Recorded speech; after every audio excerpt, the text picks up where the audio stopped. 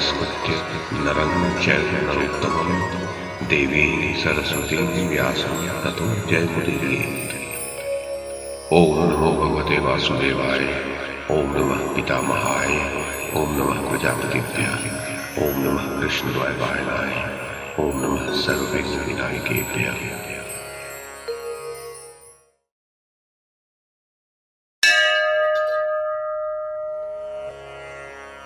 संजय ने कहा, महाराज धृतराष्ट्र, तदनंतर ये देखकर कि कुंती कुमारों की सेना का अनुपम व्यूह बनाया गया है, शत्रुओं को संताप देने वाला युद्ध कुशल कर्ण, रथ की घरघराहट, सिंह की सी गर्जना तथा वाद्यों की गंभीर ध्वनि से पृथ्वी को कपाता और स्वयं भी क्रोध से कांपता हुआ सा आगे बढ़ा।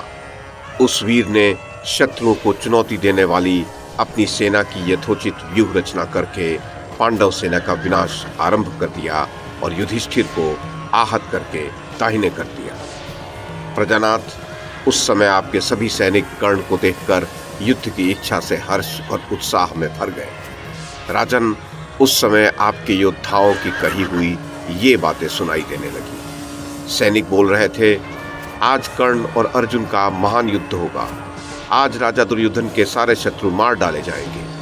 आज अर्जुन रणभूमि में कर्ण को देखते ही भाग खड़े होंगे। आज युद्ध में हम लोग कर्ण के ही अनुगामी होकर समरांगण में कर्ण के बाणों से भरा हुआ भीषण संग्राम देखेंगे। दीर्घ काल से जिसकी संभावना की जा रही थी वह आज इस समय उपस्थित होगा। आज हम लोग देवासुर संग्राम के समान भयंकर युद्ध देखेंगे। आज अभी बहुत भयानक युद्ध छिड़ने वाला है। आज रणभूमि में इन दोनों में से एक न एक की विजय अवश्य होगी। आज निश्चय ही सेनापति राधापुत्र कर्ण इस महायुद्ध में अर्जुन का वध कर डालेंगे, अथवा इस जगत में किस मनुष्य के अंदर बड़े बड़े मनोरथ नहीं उठते हैं। प्रजापालक नरेश, इस प्रकार नाना प्रकार की बातें कहकर कौरवों ने सहस्रों नगाड़े पीटे और दूसरे दूसरे वाद्य यंत्र भी बजाए। मान्यवर नरेश, युद्ध के रंग भूमि में उतरे हुए बहुसंख्यक मनुष्य नृत्य तथा गर्जन तर्जन करते हुए एक दूसरे का सामना करने के लिए आगे बढ़े। तदुपरांत देवासुर संग्राम के समान भयंकर युद्ध छिड़ गया। जन्मेजय, तब धृतराष्ट्र ने पूछा, संजय, राधापुत्र कर्ण ने देवताओं के लिए भी अजय तथा भीमसेन द्वारा सुरक्षित धृष्टद्युम्न आदि संपूर्ण महाधनुधर पांडव वीरों के उत्तर में किस प्रकार व्यूह का निर्माण किया? संजय, मेरी सेना के दोनों पक्ष और प्रपक्ष के रूप में कौन कौन से वीर थे? वे किस प्रकार यथोचित रूप से योद्धाओं का विभाजन करके खड़े हुए थे? पांडवों ने किस प्रकार के व्यूह का निर्माण किया था?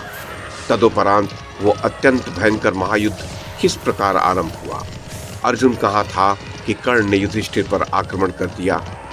अर्जुन के समीप रहते हुए युधिष्ठिर पर कौन आक्रमण कर सकता था? राधापुत्र कर्ण के सिवा दूसरा कौन है जो जीवित रहने की इच्छा रखते हुए भी अर्जुन के सामने युद्ध कर सके? संजय ने कहा, राजन, व्यूह की रचना किस प्रकार हुई थी? अर्जुन कैसे और कहाँ चला गया था और अपने अपने राजा को सब ओर से घेर कर दोनों दलों के योद्धाओं ने किस प्रकार संग्राम किया था, ये सब बताता हूँ, सुनिए। नरेश्वर, शरद्वान के पुत्र कृपाचार्य, वेगशाली मागध वीर और सातवतवंशी कृतवर्मा ये व्यूह के दाहिने पक्ष का आश्रय लेकर खड़े थे। महारथी शकुनी और उलूक चमचमाते हुए प्रासों से सुशोभित अश्वारोहियों के साथ उनके प्रपक्ष में स्थित हो आपके व्यूह की रक्षा कर रहे थे। उनके साथ कभी घबराहट में न पड़ने वाले गांधार देशीय सैनिक और दुर्जय पर्वतीय वीर भी थे। पिशाचों के समान उन योद्धाओं की ओर देखना कठिन हो रहा था और वे टिड्डी दलों के समान यूथ बनाकर चल रहे थे। श्री कृष्ण और अर्जुन को मार डालने की इच्छा वाले युद्ध निपुण संशप्तक योद्धा, युद्ध से कभी पीछे न हटने वाले रथी वीर थे। उनकी संख्या 34 सहस्त्र थी। वे आपके पुत्रों के साथ रहकर व्यूह के वाम पार्श्व की रक्षा कर रहे थे। उनके प्रपक्ष स्थान में सूत पुत्र की आज्ञा से रथों, अश्वारोहियों और पैदलों सहित काम्बोज, शक तथा यवन महाबली श्री कृष्ण और अर्जुन को ललकारते हुए खड़े थे। कर्ण भी विचित्र कवच, अंगद और हार धारण करके सेना के मुख भाग की रक्षा करता हुआ व्यूह के मुहाने पर ठीक बीच में खड़ा था। सूर्य और अग्नि के समान तेजस्वी और शस्त्रधारियों में श्रेष्ठ महाबाहु कर्ण रोष और उत्साह में भरकर सेनापति की रक्षा में तत्पर हुए आपके पुत्रों के साथ प्रमुख भाग में स्थित हो कौरव सेना को अपने साथ खींचता हुआ बड़ी शोभा पा रहा था। वह शत्रुओं के सामने डटा हुआ था। व्यूह के पृष्ठभाग में पिंगल नेत्रों वाला प्रियदर्शन दुशासन सेनाओं से घिरा हुआ खड़ा था। वह एक विशाल गजराज की पीठ पर विराजमान था। महाराज विचित्र अस्त्र और कवच धारण करने वाले सहोदर भाइयों तथा एक साथ आए हुए मद्र और केके देश के महापराक्रमी योद्धाओं द्वारा सुरक्षित साक्षात राजा दुर्योधन दुशासन के पीछे पीछे चल रहा था। महाराज उस समय देवताओं से घिरे हुए देवराज इंद्र के समान उसकी शोभा हो रही थी। अश्वत्थामा कौरव पक्ष के प्रमुख महारथी वीर शौर्य संपन्न म्लेच्छ सैनिकों से युक्त नित्यमत वाले गज वर्षा करने वाले मेघों के समान मद की धारा बहाते हुए उस रथ सेना के पीछे पीछे चल रहे थे। पट्टेश और खड़ग धारण किए तथा युद्ध से कभी पीछे न हटने वाले सहस्त्रों शूर सैनिक उन पैदलों एवं गजों के पादरक्षक थे। विद्वान सेनापति कर्ण के द्वारा बृहस्पति की बताई हुई रीति के अनुसार भली भांति रचा गया वह महान व्यूह शत्रुओं के मन में भय उत्पन्न करता हुआ नृत्य सा कर रहा था। तदनंतर सेना के मुहाने पर कर्ण को खड़ा देख राजा युधिष्ठिर ने शत्रुओं का संहार करने वाले अद्वितीय वीर धनंजय से कहा, अर्जुन, रणभूमि में कर्ण द्वारा रचित उस महाव्यूह को देखो।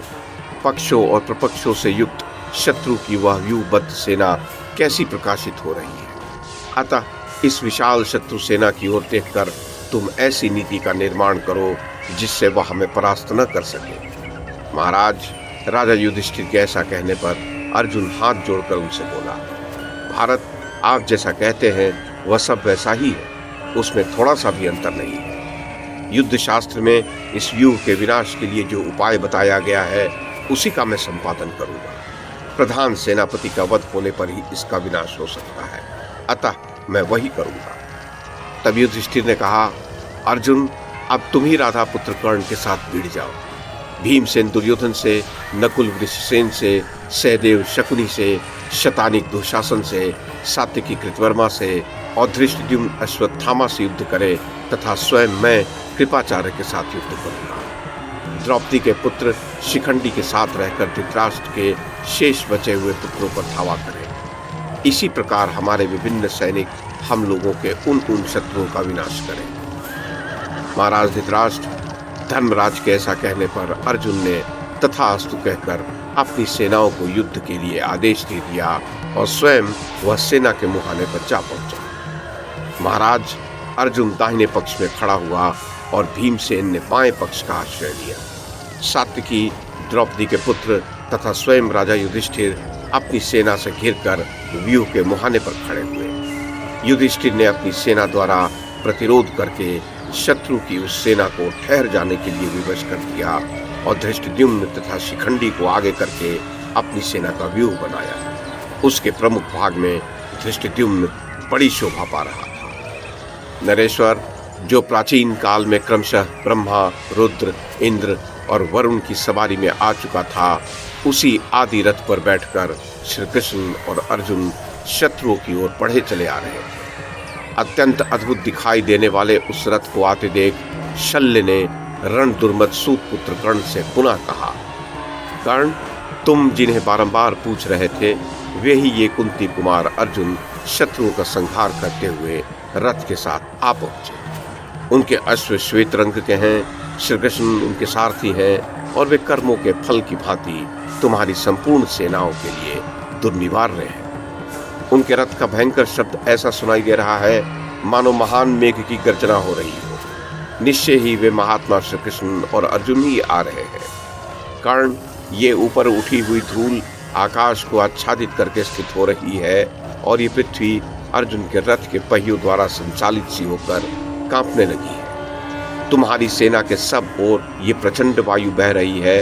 ये मांस पक्षी, पशु पक्षी बोल रहे हैं और मृगगण भयंकर क्रंदन कर रहे हैं। कर्ण, वो देखो, रोंगटे खड़े कर देने वाला भयदायक मेघ सदृश महाघोर कबंधाकार केतु नामक ग्रह सूर्यमंडल को घेर कर खड़ा है। देखो, चारों दिशाओं में नाना प्रकार के पशु समुदाय तथा बलवान एवं स्वाभिमानी सिंह सूर्य की ओर देख रहे हैं। देखो, घोर कंक और गीध एकत्र होकर सामने खड़े हैं और आपस में कुछ बोल रहे हैं।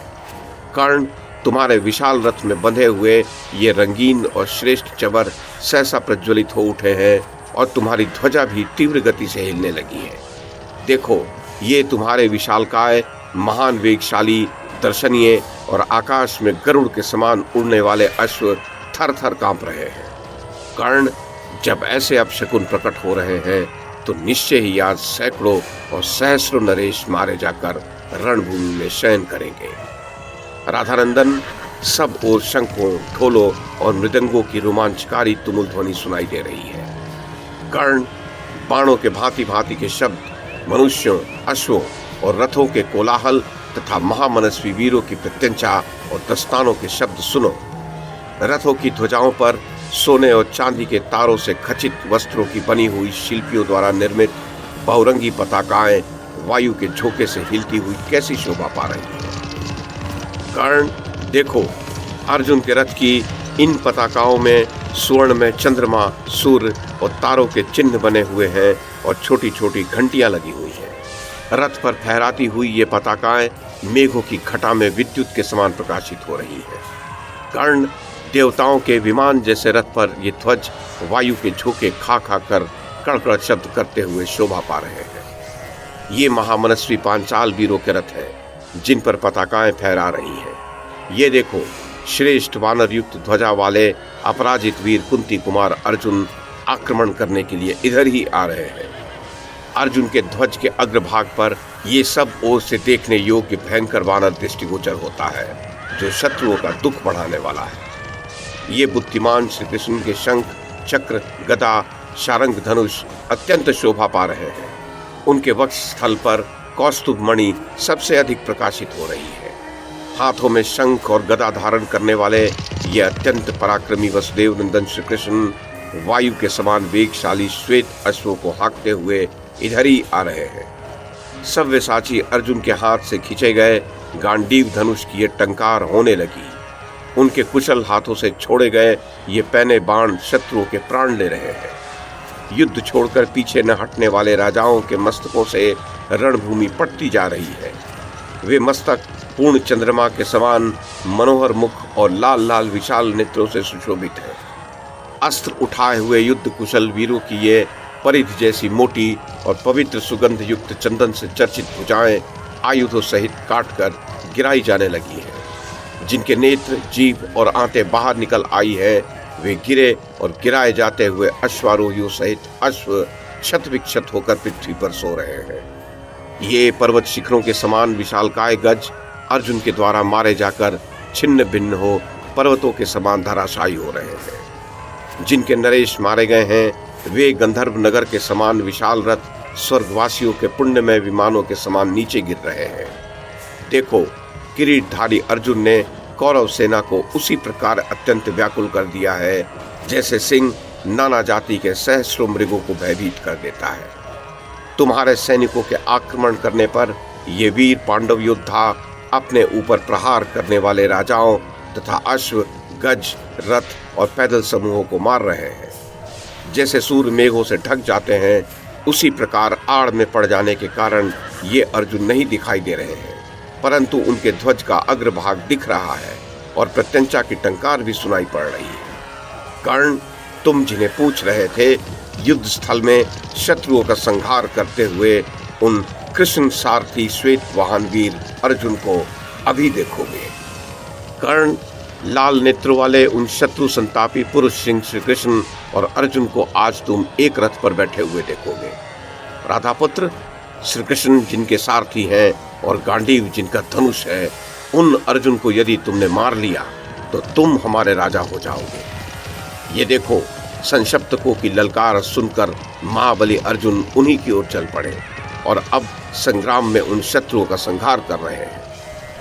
महाराज धृतराष्ट्र, ऐसी बातें कहते हुए मद्रराज शल्य से कर्ण ने अत्यंत क्रोधपूर्वक कहा, तुम ही देखो ना, रोष में भरे हुए संशप्तकों ने उन पर चारों ओर से आक्रमण कर दिया है। ये लो, मेघों से ढके हुए सूर्य के समान अर्जुन अब नहीं दिखाई दे रहा है। शल्य, अब अर्जुन का यही अंत हुआ समझो। वो योद्धाओं के समुद्र में डूब गया। तब शल्य ने कहा, कर्ण, कौन ऐसा वीर है जो जल से वरुण को और ईंधन से अग्नि को मार सके? वायु को कौन बंदी बना सकता है अथवा महासागर को कौन पी सकता है? मैं युद्ध में अर्जुन के स्वरूप को ऐसा ही समझता हूँ। संग्राम भूमि में इंद्र सहित संपूर्ण देवताओं तथा असुरों के द्वारा भी अर्जुन नहीं जीते जा सकते। अथवा यदि तुम्हें इसी से संतोष होता है तो वाणी मात्र से अर्जुन के वध की चर्चा करके मन ही मन प्रसन्न हो लो। परंतु वास्तव में युद्ध के द्वारा कोई भी अर्जुन को जीत नहीं सकता। अतः अब तुम कोई और ही मनोरथ पाल लो। जो समरांगण में अर्जुन को जीत ले वो मानो अपनी दोनों भुजाओं से पृथ्वी को उठा सकता है। कुपित होने पर इस सारी प्रजा को दग्ध कर सकता है तथा देवताओं को भी स्वर्ग से नीचे गिरा सकता है। लो, देख लो, अनायास ही महान कर्म करने वाले भयंकर वीर महाबाहु कुंती कुमार अर्जुन दूसरे मेरु पर्वत के समान अविचल भाव से खड़े हुए प्रकाशित हो रहे हैं। सदा क्रोध में भरे रहकर दीर्घ काल तक वैर का स्मरण रखने वाले ये अमरशील पराक्रमी भीमसेन विजय की अभिलाषा लेकर युद्ध के लिए खड़े हैं। शत्रु नगरी पर विजय पाने वाले ये धर्मात्माओं में श्रेष्ठ धर्मराज युधिष्ठिर भी युद्ध भूमि में खड़े हैं। शत्रुओं के लिए इन्हें पराजित करना आसान नहीं है। ये अश्विनी कुमारों के समान सुंदर दोनों भाई पुरुष प्रवर नकुल और सहदेव भी युद्ध स्थल में खड़े हैं। इन्हें पराजित करना अत्यंत कठिन है। ये द्रौपदी के पांचों पुत्र 5 पर्वतों के समान अविचल भाव से युद्ध के लिए खड़े हैं। रणभूमि में ये सब के सब अर्जुन के समान पराक्रमी हैं। ये समृद्धिशाली, सत्य विजयी तथा परम बलवान द्रुपद पुत्र धृष्टद्युम्न आदि वीर युद्ध के लिए डटे हुए हैं। वो सामने सातवत वंश के श्रेष्ठ वीर सात्यकी, जो शत्रुओं के लिए इंद्र के समान असह्य है, क्रोध में भरे हुए यमराज के समान युद्ध की इच्छा लेकर सामने से हम लोगों की ओर आ रहे हैं। महाराज धृतराष्ट्र, वे दोनों पुरुष सिंह शल्य और कर्ण इस प्रकार बातें कर ही रहे थे कि कौरव और पांडव की दोनों सेनाएं गंगा और यमुना के समान एक दूसरी से वेगपूर्वक जा मिली।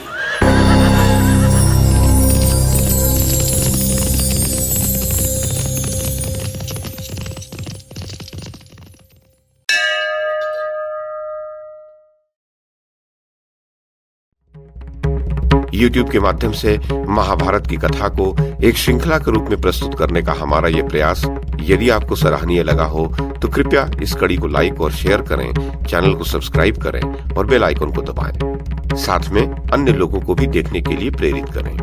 धन्यवाद और नमस्कार।